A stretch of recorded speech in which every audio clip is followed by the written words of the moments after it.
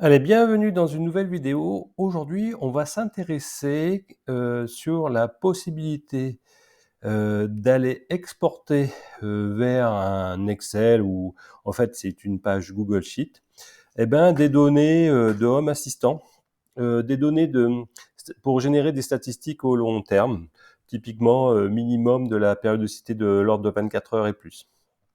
Et donc, c'est un peu en complément, un peu toutes les statistiques de base qu'il y a dans Home Assistant, mais qui ont finalement une visibilité temporelle de l'ordre de quelques jours. Donc, ma vidéo va s'appuyer sur les nouvelles intégrations de Home Assistant, sur justement les outils de Google Docs et notamment sur l'intégration Google Sheets, donc le pendant d'Excel en version web proposée par Google. Et donc, la première chose à faire pour réaliser cette chose-là, c'est autoriser Home Assistant de pouvoir accéder à un fichier Excel qui est stocké sur un Google Drive. Donc, il y a une double autorisation. Est-ce que Home Assistant a le droit d'accéder à votre Drive? Et deuxième autorisation, est-ce que Home Assistant a le droit d'écrire dans cette feuille Excel, dans ce Google Sheet? Et donc, cette première partie de vidéo va concerner comment donner les autorisations. Alors, c'est un standard, c'est OAuth 2.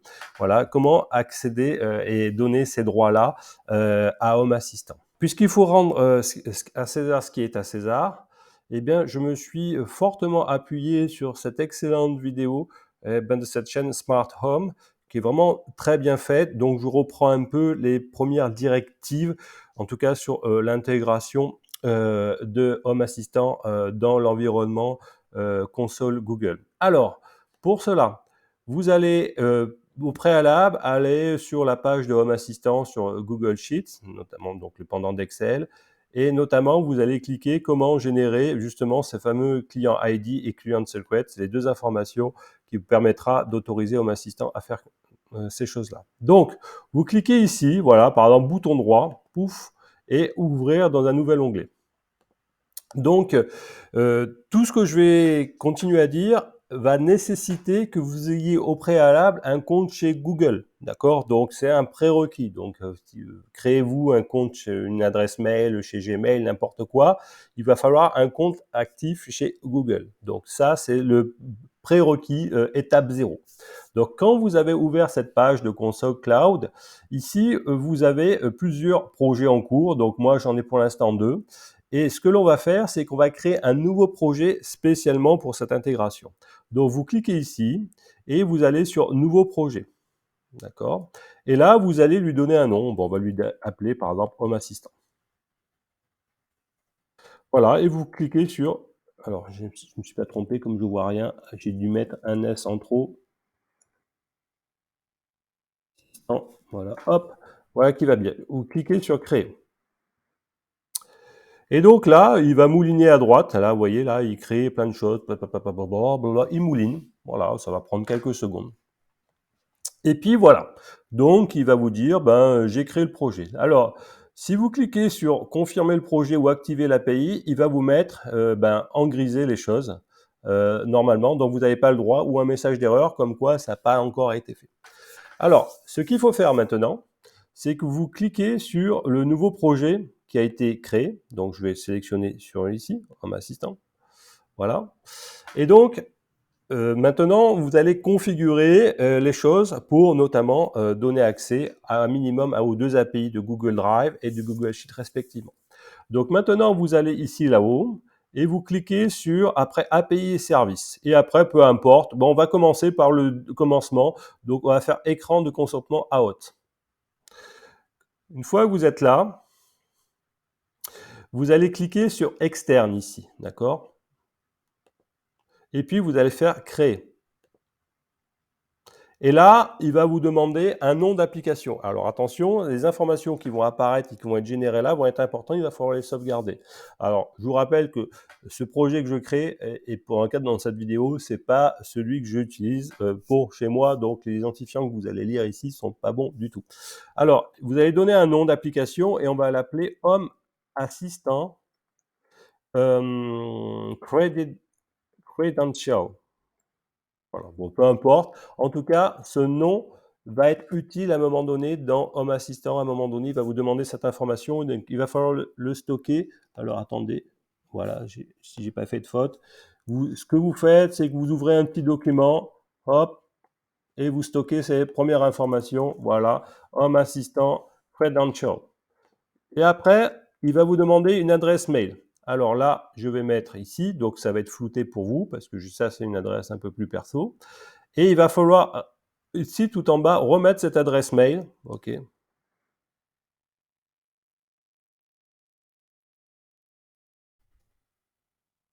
D'accord, qui sera également floutée. Donc une fois que vous êtes arrivé en bas, alors attendez, j'ai la barre qui me gêne ici. On va essayer de la déplacer. Voilà, vous allez écrire, continuer sur enregistrer et continuer. Voilà. Et après, ben, vous descendez tout en bas, c'est des next, next, enregistrer et continuer. Voilà, enregistrer et continuer. Donc là, ben, vous avez quasiment fini les choses. Ben, pas tout à fait. Alors, je remets la barre tout en bas. Hop, voilà. Et où c'est que vous allez maintenant? Vous allez maintenant cliquer sur identifiant. Et là, alors vous êtes sûr que vous avez sélectionné votre projet en cours, et ben vous allez cliquer sur créer les identifiants. Et vous allez faire identifiant ID client out. Voilà, comme ça. Et là, il va vous demander quel type d'application. Eh bien, vous allez choisir application web. Et là, vous allez donner un nom, bah, pourquoi pas Home Assistant. Voilà. D'accord. Et puis, vous allez ici, très important, dans l'URL redictionner, ajouter une URL. Et là, vous allez copier cette URL. Attention, celle qui est dans YouTube, elle est tronquée. Donc, vous pouvez la voir également sur la page de Home Assistant. C'est celle-ci qu'il faut recopier, celle-là. Voilà, de le point 16, d'accord? C'est exactement celle-ci que je mets et je la recopie ici. Pouf, voilà. Et alors, normalement, encore une fois, c'est en bas. Et vous cliquez sur Créer. Alors, vous voyez, apparaissent des informations. Vous les prenez et vous les copiez. Donc ça, c'est le fameux ID du client. OK. Et après, le code secret. Voilà. Attention, il vous est personnel. Donc, faites-y attention. Et ça, c'est secret. Voilà. Boum. J'enregistre dans un coin. Alors, une fois que c'est fait, vous allez aller dans Bibliothèque ici. Et maintenant qu'on a créé, on va dire, le lien pour AOT, on va simplement ajouter à ce projet, eh ben, comme quoi on va utiliser les API de Google Drive et de Google Sheet. Allez, on commence par Drive. Vous commencez à taper Drive. Boum. Et vous cliquez ici sur Google Drive API. Et là, normalement, vous cliquez sur Activer. Si tout va bien, il va démarrer le process. Voilà. C'est bon. Hop, ça c'est bon.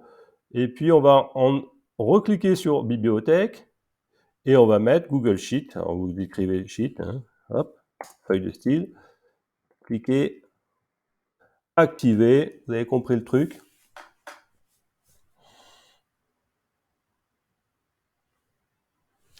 Voilà, c'est à peu près bon. Donc si vous voulez maintenant, vous pouvez retourner sur le menu tout là-haut. Vous savez, la première là, bouton droit, vous revenez au point initial. C'est plus rapide. Voilà. Et là, normalement, voilà. Vous allez sélectionner, vous êtes sûr que d'avoir sélectionné le projet Home Assistant. Voilà, il est sélectionné. Faites annuler. Et là, vous pouvez cliquer, par exemple, sur Activer l'API. Vous cliquez sur Activer.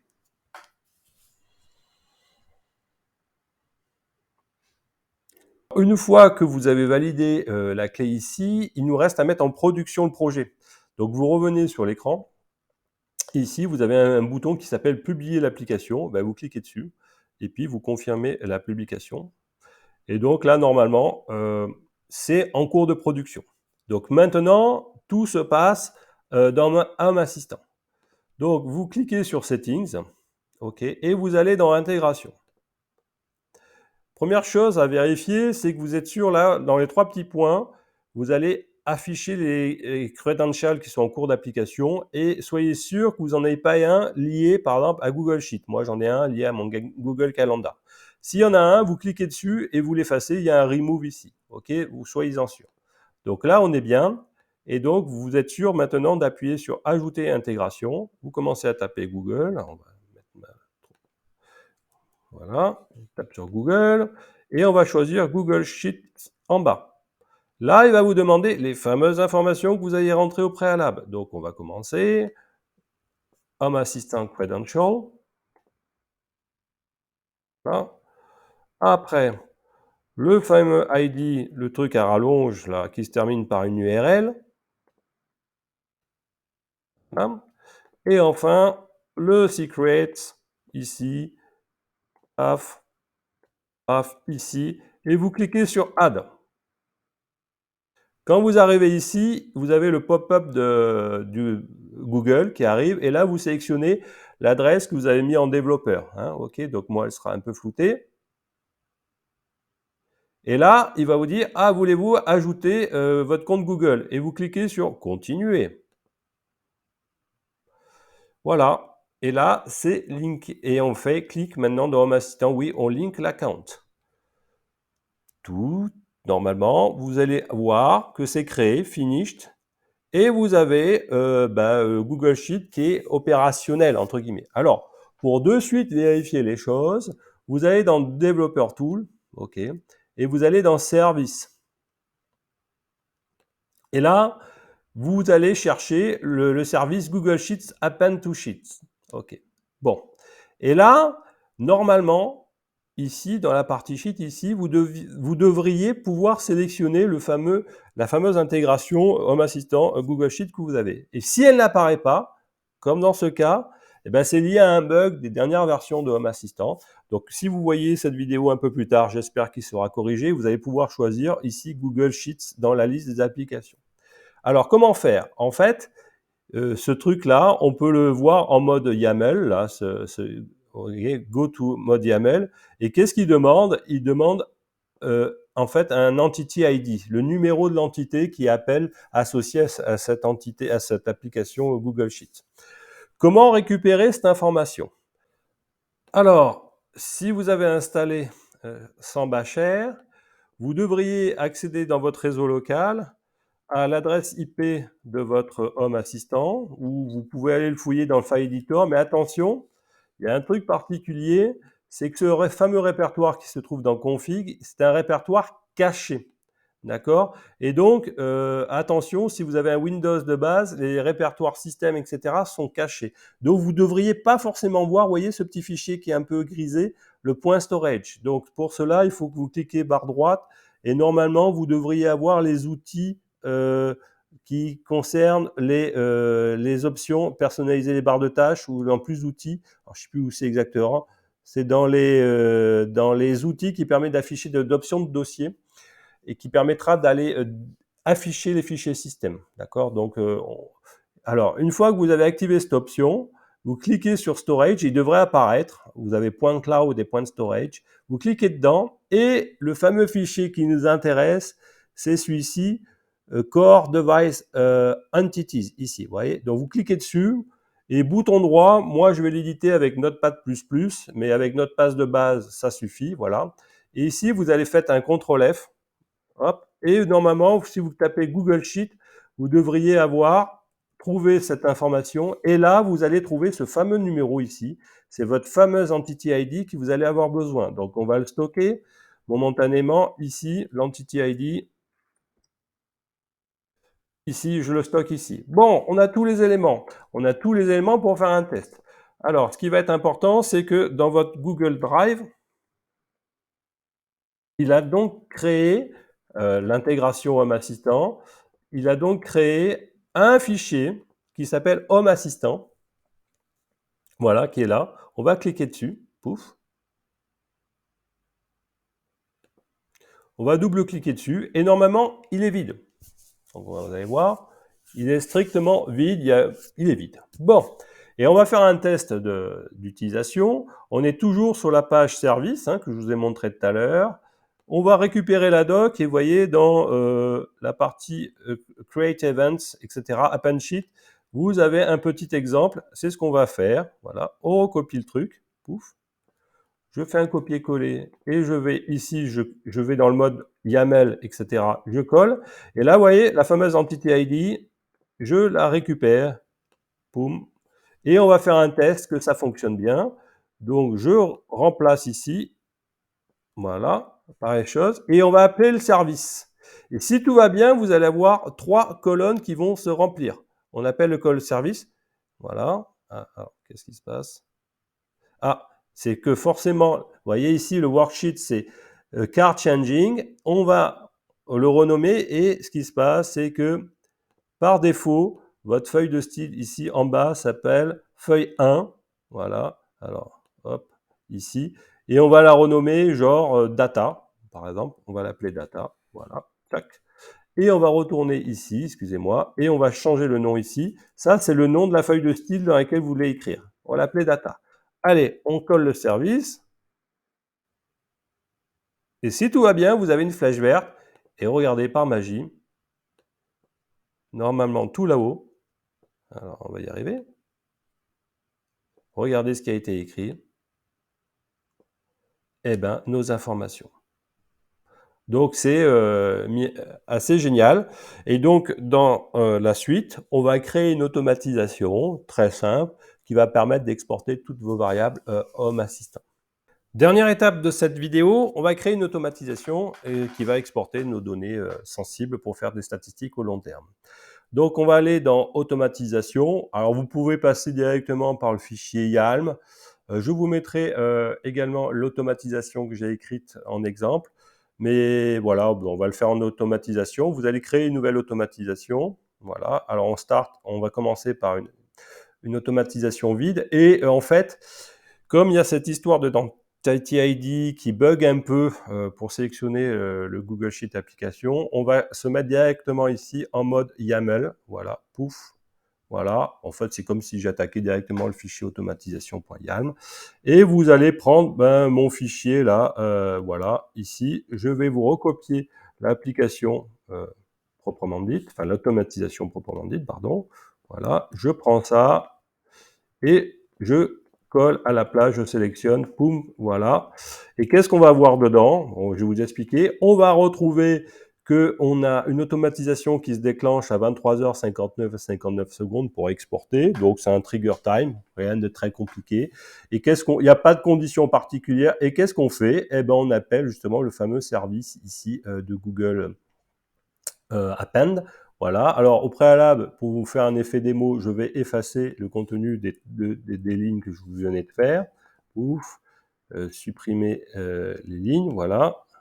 Et ici, on retrouve avec bien l'entity ID que je vous ai indiqué au préalable. Donc, la feuille de style s'appelle bien data, faites attention. Et qu'est-ce qu'on va faire? Eh bien là, j'exporte dans data, chaque fois, ça c'est le nom de la colonne, voilà. Donc, je mets les unités et le nom du sensor qui doit être pris à 23h59 et 59 secondes, voilà. Et puis, j'en fais ça pour une dizaine de colonnes, là, une dizaine d'entités, peut-être un peu plus. Et c'est tout. Donc, pour tester votre entité, vous cliquez sur les 3 petits points quand même. Vous avez un bouton Run. Donc ça va exécuter l'action indépendamment de la valeur du trigger. Et là, normalement, si tout va bien, si vous n'avez pas d'erreur, vous devriez avoir apparaître les choses. Alors, est-ce que j'ai bien mis la colonne data ici? Vous voyez, normalement, je suis en data. Est-ce que j'ai bien mis le bon entity ID? Vous voyez? Ah, il faut sauvegarder, excusez-moi, j'ai oublié de sauvegarder. Et on fait OK, c'est bon. Cancel. Et là, normalement, c'est sauvegardé. Et je rerun, excusez-moi, j'ai oublié de... Et vous voyez, ouf, automatiquement, les colonnes s'inscrivent. Et là, normalement, voilà, poum, les valeurs des différents sensors sont faits. Vous voyez, il me remplit automatiquement les choses avec les max. Vous voyez, j'ai défini des statistiques aussi, etc. Donc j'ai des statistiques sur l'entrée Enedis, etc., etc. Bon, je vous mettrai toutes ces choses-là en description, dans les fichiers pass.bin, que sais-je encore. Et puis, j'espère que cette vidéo vous a été utile. Je vous renvoie sur la vidéo initiale de le youtubeur anglais. Voilà, si vous avez d'autres imprécisions, vous n'avez pas bien compris l'authentification voix haute, mais j'espère avoir été clair. Allez, je vous dis à très bientôt.